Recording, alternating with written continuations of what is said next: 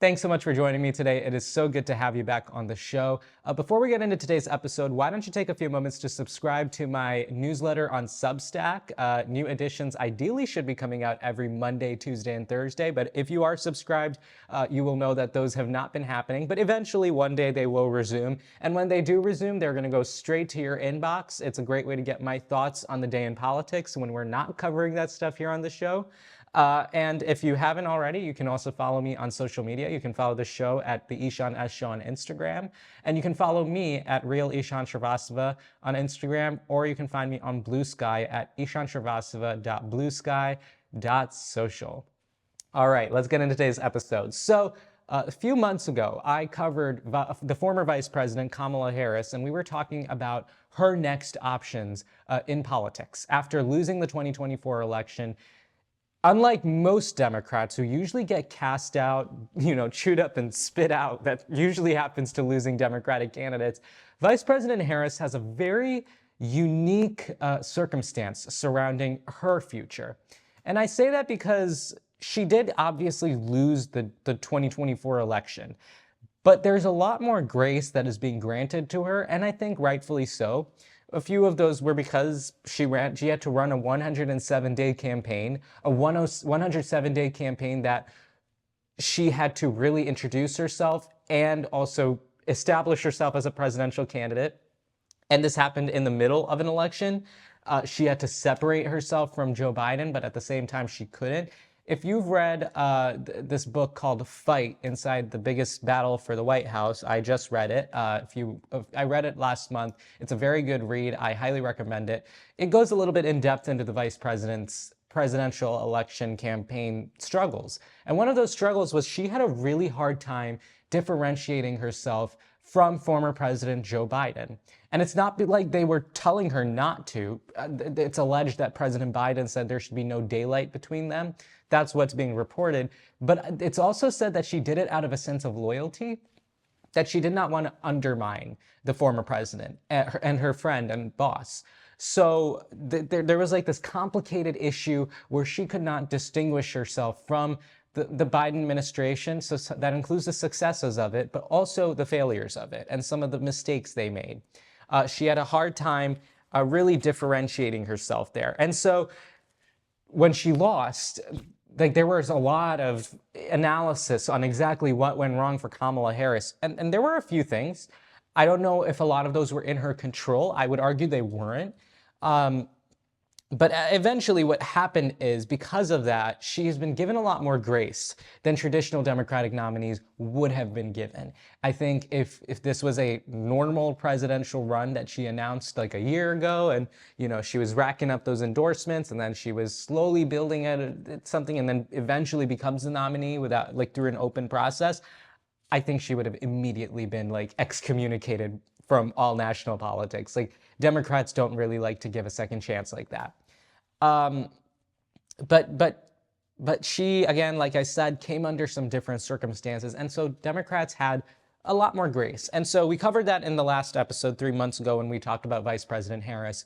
And back then we were talking about 4 options that were available to her. I also wrote a newsletter article. See, I write newsletter articles. But I wrote a newsletter article about this, talking about Vice President Harris's options. And so the 4 options I covered so far through the show and the newsletter was 1, running for president again, 2, running for governor of California, 3, quitting politics altogether, and 4, starting a think tank. So the first choice, which is running for president again, is still an option that's on the table. We will talk about that in today's episode. In addition to that, we're also going to talk about the second option, which is running for governor of California. These seem like the most obvious and most tenable options, and so we're going to talk about those today. The other 2 options, quitting politics altogether, I already said that's not going to happen, and starting a think tank, that's a really complicated process, and I don't know if she wants to step out of politics so much like that. But anyway, let's talk about the 2 options that I think are the most likely to happen. Before we talk about those, I guess some context. Vice President Harris has told people privately that she will make a decision about her future by the end of the summer. So I'm thinking maybe July and August is end of July, maybe the end of August, into that time frame is probably when she's going to make her decision. And I think we'll probably get an announcement sometime after Labor Day. That is usually how politics is. The calendar is always Memorial Day is the start of summer. You do something at Memorial Day if you want, or you go to Labor Day and you do something after Labor Day.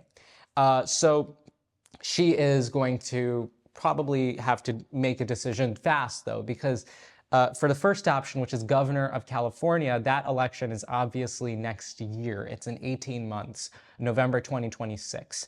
And so for that, there's this talk that, because California governor right now, Gavin Newsom, is term limited, and so he will not be running for re-election. So that seat's open. And so Harris is reportedly really seriously considering that bid. And according to some reports, it seems like she's actually leaning towards that option of running for governor of California. I mean, it'd be a nice trifecta for her. Like, she was the attorney general of the state. She was a U.S. senator for that state. Being governor of California would also be a really interesting thing to have a feather in her hat. So she's really considering it. But the reason that there is some urgency to this decision, that people are talking about, like, you need to make a decision fast, is because the field is already pretty big to replace Gavin Newsom. For example, Lieutenant Governor Eleni Kounalakis is already running. She's a close friend of Kamala Harris. Former State Controller Betty Yee is running. Former Congresswoman Katie Porter, who we have, I think, covered here on the show. She ran for Senate to be the U.S. Senator from California. She ultimately lost to Adam Schiff, who is now the new Senator for California. But former Congresswoman Katie Porter is running for this seat. They have all been, at least Katie Porter and Eleni Kounalakis have both indicated that if Vice President Harris were to run, they are close with her, and so they would drop out of the race. They would not run. They would not run against Kamala Harris, which is, you know, she would have a field clearing effect, as Katie Porter said. She would have a field clearing effect, and that would be because nobody wants to run against a former vice president. Like nobody wants you to. Nobody wants to do that because it would just be so embarrassing for you to think that you could somehow beat someone with so much name recognition, someone who had a higher position than you've ever had.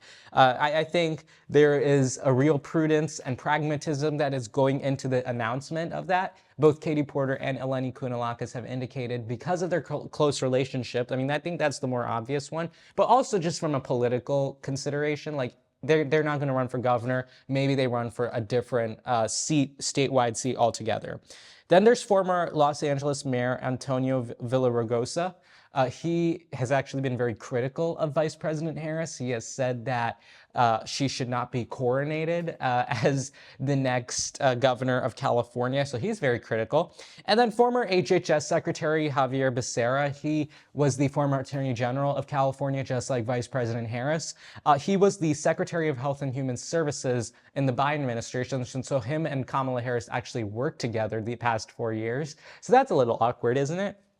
But he is also running for governor, and he said that he has nothing against Kamala Harris running, but he said he would not drop out in the event that she would run. And Mayor Villaraigosa also said that he would also not drop out of the race. So if Vice President Harris were to enter into this election, there is a crowded Democratic field that it's very mixed on her overall presence in that race. I think some will view it as a coronation. Some are going to view it as, you know, it's not my turn yet.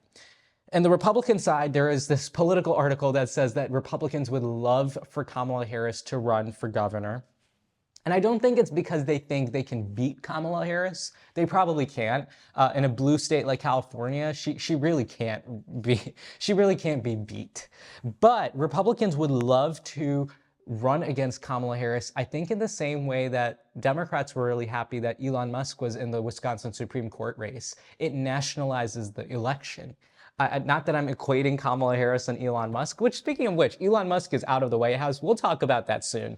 But anyway, it's not like I'm equating the two, but I think the fact that they both have such national profiles and they bring national attention to anything they do, it's the same similar effect. And I think what Republicans are thinking, California Republicans, which I think is kind of smart, is if Kamala Harris enters that race, that would bring a lot of attention for a Republican to challenge her.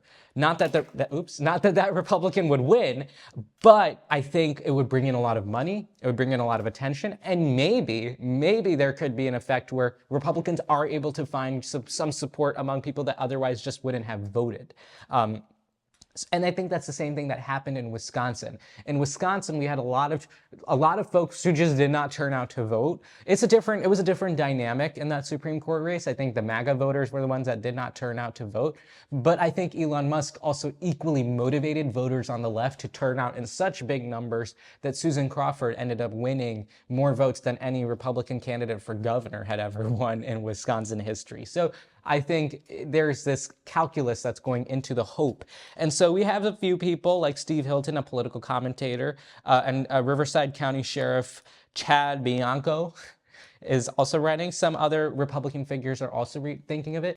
So if Vice President Harris was to run for governor of California, I think, like Katie Porter said, she would have a field clearing effect on the entire field. I think most people would either be really scared of running against her, or they would just flat out drop out. They would not want to make an enemy.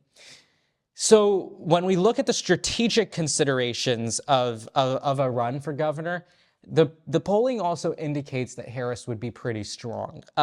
When taking a poll of people, of all the candidates for governor, Harris came in with 31% support, which doesn't sound like a lot, but compared to like a 15-person field, that's a lot more to have than most, because second place is Katie Porter with 8%, and Katie Porter said she wouldn't run against Harris. 8%, I wonder where that 8% would mostly go. I'm not saying it would go straight to Harris, but I'm pretty sure it would. So Katie Porter would drop out, and then Chad Bianco gets 4%. Now, the reason I mentioned both Democrats and Republicans in that is because in California, they have a jungle primary system. And so in a jungle primary system, instead of having a Democratic primary and a Republican primary, all the candidates run in the same primary, and then the top two candidates in that primary then advance into the general election. And so in the California jungle primary system, Kamala Harris is a shoo-in to be at least one of the top two candidates. What am I saying? She's going to be the top candidate. It's the fight. I think it's a fight for second place. And even if it's a fight for second place, I really just wonder about the merits of Kamala Harris actually being challenged, like legitimately challenged in an election like this. Because look, she has the name recognition. She has the national profile. She has the support. She'll draw in so much money. I just feel like it's foolish to run against the vice president like this. I don't think Antonio Villaraigosa is not, I don't think, playing his cards right by being so critical of Vice President Harris, because she's a powerhouse. And in California, her home turf, like this isn't even a general election across the country. Like this is her home turf. She knows exactly how this works. So I would think it's wise for most candidates not to run against her, but there are some people. So some strategic considerations for Harris would be California, again, like I said, is her home state. That is where she built her brand. And I think when we look at just the actual job of governor of California, I think it comes with such a substantial national platform. Like that would be huge for her to get. And I think it would be, you're basically governing 1/8 of the country. Anyone that runs for governor of California, I said this in last week's episode, we were talking about 2024 candidates, and I talked about why Governor Gavin Newsom would be such a strong candidate just by the fact that he's governor of California. It's because you're governing 1/8 of the country, and when you govern 1/8 of the country, you also are building a huge national platform. You have a huge budget that you manage. Like you do a lot of things that a president is doing. So I think if Harris ever wants to run for president again, and I get this feeling she does, anyone that runs for president thinks they can be president and will not stop until they will either become president or they give up. Harris doesn't give up, really, from all the years I've covered her. And I think if she does want to run for president, being governor of California, having that platform, and standing up directly to Donald Trump from an actual position of power would be a really good, I think, way of building that profile of hers. If she runs for governor, it's also said that she wouldn't run in 2028. So that's why these are two separate options. And there is a historical parallel. Richard Nixon, who is also a California senator turned vice president, ran for governor of California, but he actually lost. He lost in 1962, and it was seen as a political setback. But he actually ended up winning in 1968 the presidency. So Harris, I guess, you could see Nixon as a role model, maybe the only time anyone ever sees Richard Nixon as a role model. But I think it's uniquely because Richard Nixon and Harris were both, they have such close parallels in their careers. So I would be curious to see how that might get brought up in 18 months when we look back at all of this and we compare it all to Richard Nixon. I think it wouldn't be the worst thing ever to make that comparison, like a former senator turned vice president in California running for governor. But the thing is, I think Harris has a much stronger shot of winning. I think nowadays it's a little bit more set in stone. Back then it might not have been. So Richard Nixon could very well be a parallel, or it could be an indication of, I don't know. Okay, so that's the first option. Second option is running for president in 2028. So I think, like I just said, if you run for president once, you clearly think you could be president. And when you clearly think you could be president, you will run for president as many times until you either give up or you become president. For Harris, maybe third time she thinks is the charm.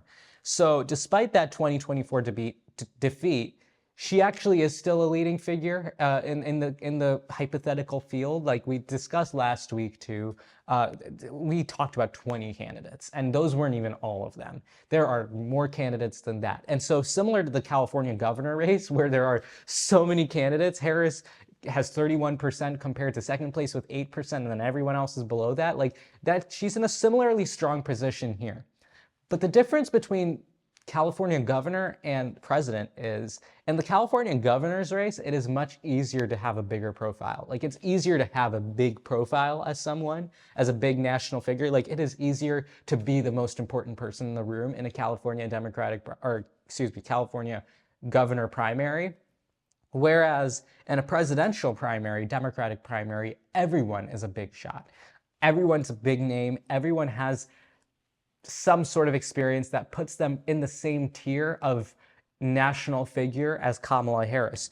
So despite the fact that in a morning consult poll, she actually polls at 36% and then Pete Buttigieg is at 10%, I think the difference, and she has 31% in the California one, the difference is no one knows all the people running against Kamala Harris in the governor's race.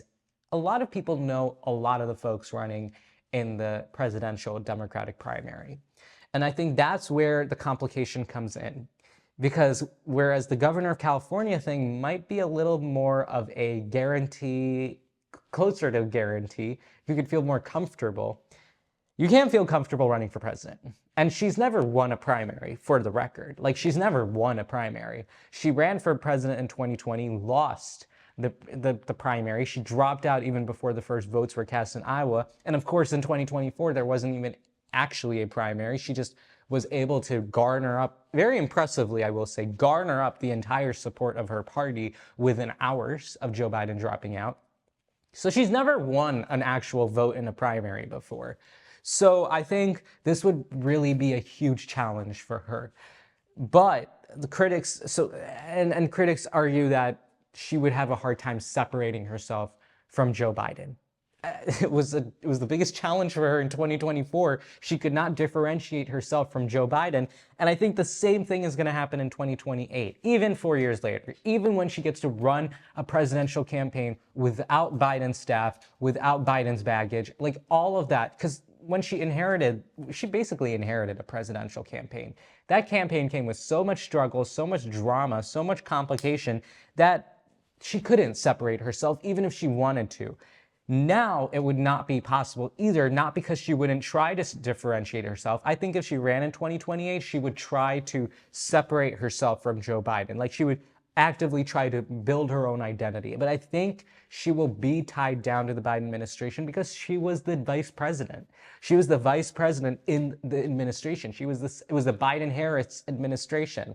So I think it's going to be a huge challenge. And so all of this talk of President Biden, there was that new book that came out, Original Sin, which I'm in the process of reading. Maybe we'll talk about some of the contents of that book, but talking about President Biden's condition and then a lot of the things that maybe people weren't so privy to.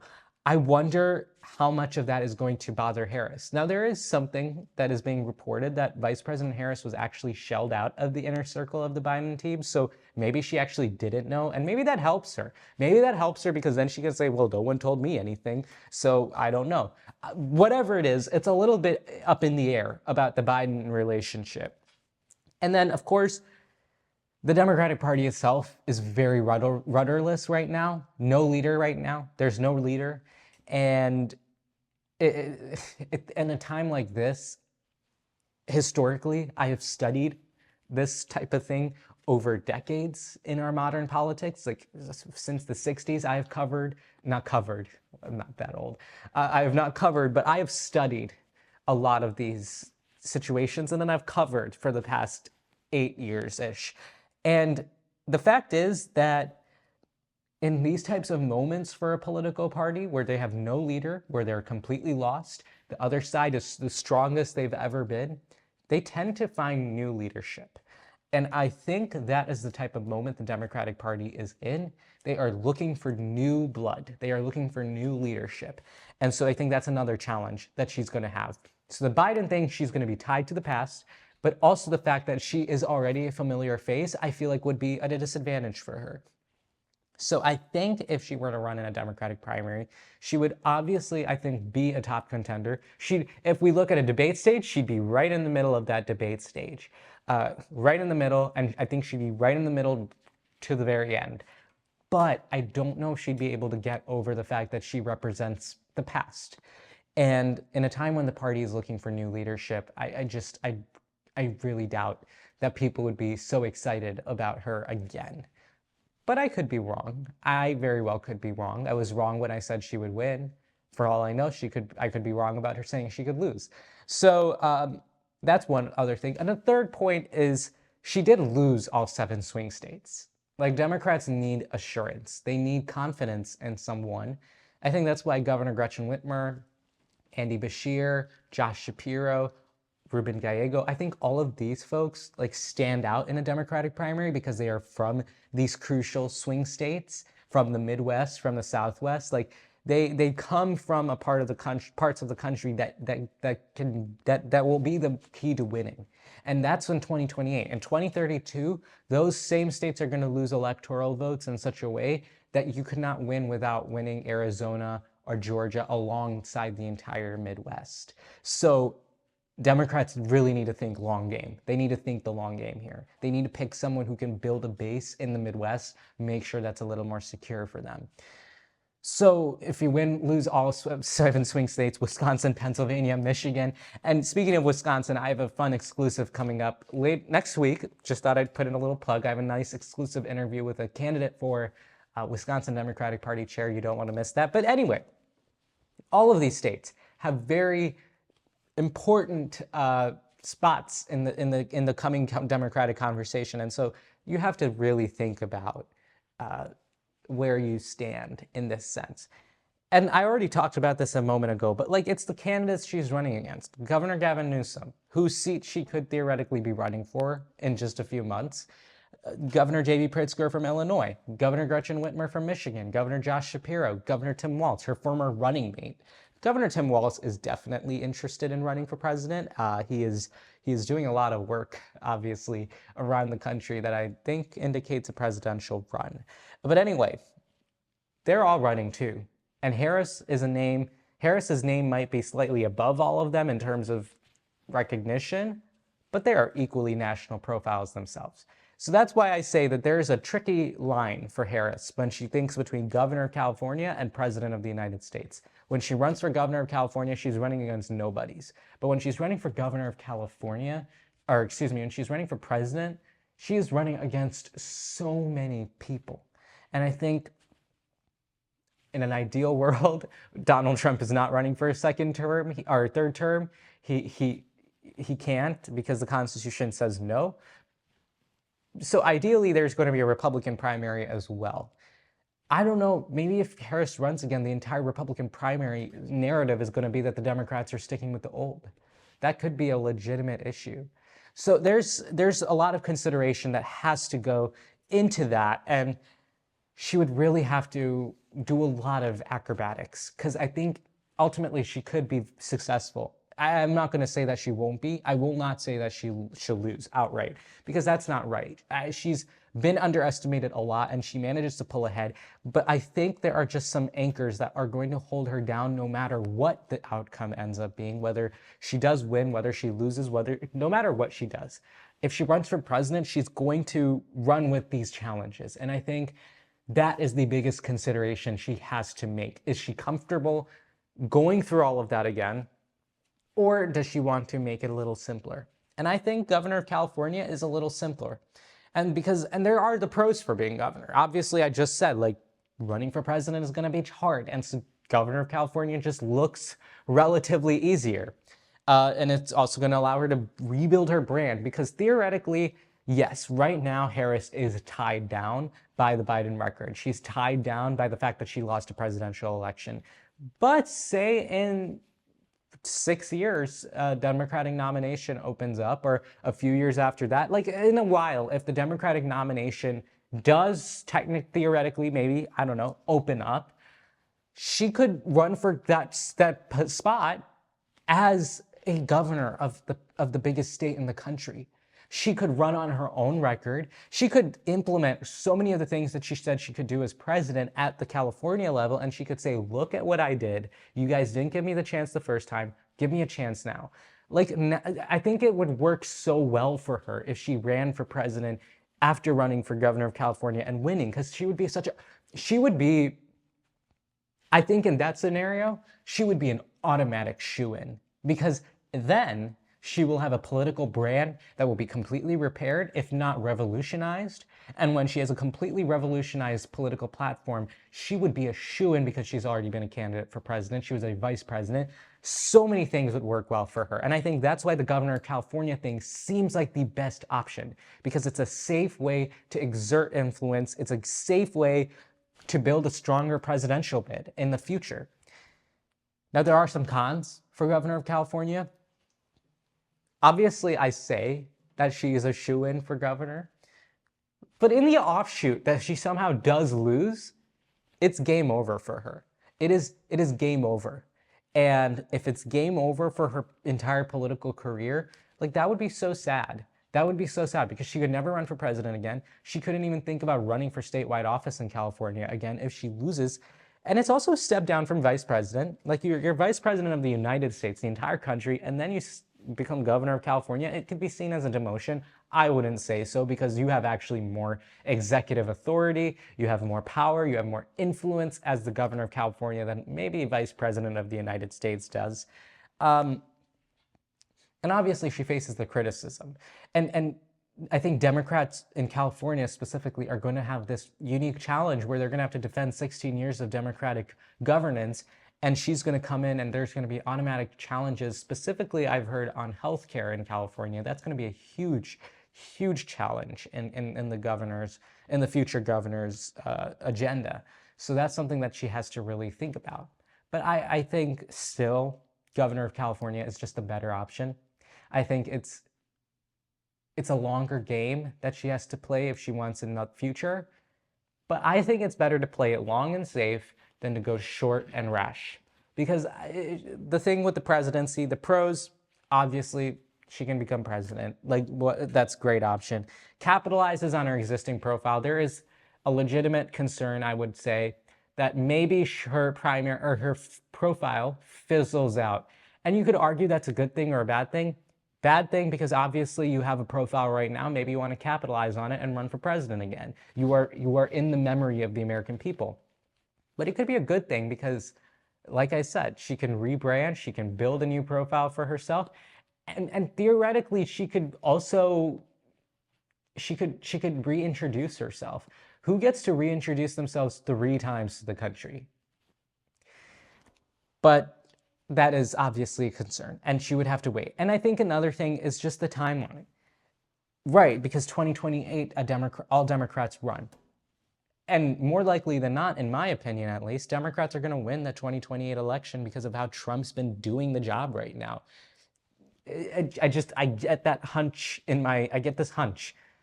If a Democrat wins in 2028, and say whoever that Democrat is does a really good job of building a base, redefining the Democratic Party's brand, and so they win a second term. Because mind you, by that point, no one will have won a second term in 20 years. So somehow a Democrat wins in 2032, that re-election. She would have to wait. She would be done being governor of California in 2035, so in the middle of that second term. And then there would be an open Democratic primary where obviously she could run. But then you ask yourself, 8 years, this country can't digest 4 years of the same party. Now we're expecting the country to digest 8 years plus some more. So theoretically in 2036 is probably the soonest she could, maybe 2032 if maybe that Democrat who wins in 2028 decides not to run, or maybe the Democrat loses. I don't know. 2032 would be the soonest she could run, which is 6-7 years from now. She doesn't run in 2032, though, I think is a more likely thing, because a Democrat might run for re-election, but whatever. And 2036 would be the soonest she could run, but then by that point, would the country have the ability to digest another Democrat as president? That Democrat, the first one, would have had to do a really good job. And Harris would have had to do a really good job completely redefining herself. So maybe I'm going really far ahead right now, 2040. Maybe 2040 is when she could plausibly run after governor of California. And by then she will have been out of the office for 6 years. That's so long. That is such a long time. And in 15 years, Kamala Harris is going to be 75. And then who knows what we're talking about, old people in politics by that point. I know I just went on a really long hypothetical, whatever, crazy stuff. The speculation goes wild. But who knows? Maybe that is something she is actually thinking about, because that is something I have thought about. That is something I have thought about for her. Just thinking for her, maybe that is a consideration you have to make. Maybe 15 years is the game you're playing. I don't know. But that could be something. So anyway, when we look at both of these options, Governor of California, I think, is the better option. I think it is just the smarter choice. I think it's the one that's going to serve her better.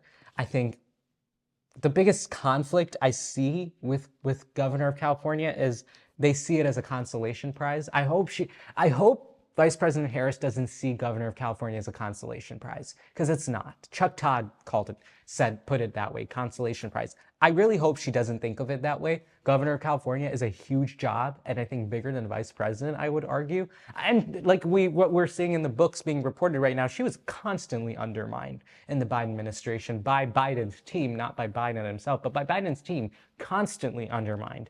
And I think there's a difference, because then she gets to be the top dog in California.